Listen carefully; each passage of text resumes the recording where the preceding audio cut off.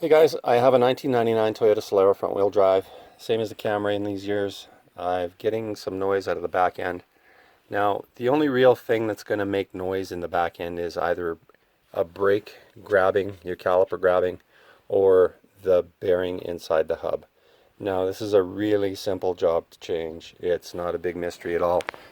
There's very little to it. You take your backing plate off, so your backing plate's going to sit on here. There's two 14mm bolts that come in from the back here and here. You're going to remove your caliper first. There's a 12mm bolt at the back of the caliper, and then it just rotates off of this pin. So it's really simple.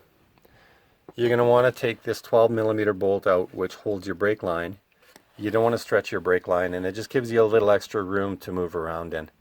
Then what you're going to do is pop your rotor off.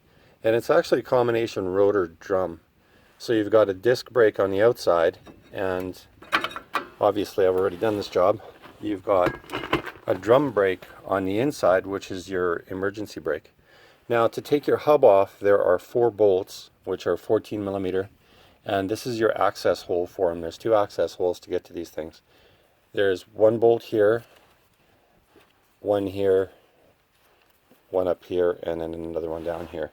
So this is what your flange looks like, and this would be for your ABS, the counter for your ABS.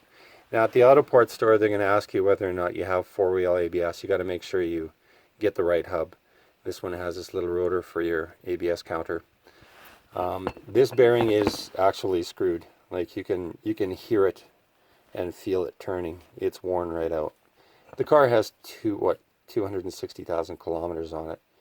I'm not sure what that is in miles, but probably about 180,000 miles, which is pretty good. And they're ball bearings, and they're greased, and you probably drive it forever like this. It's just noisy and annoying. I didn't want to do that.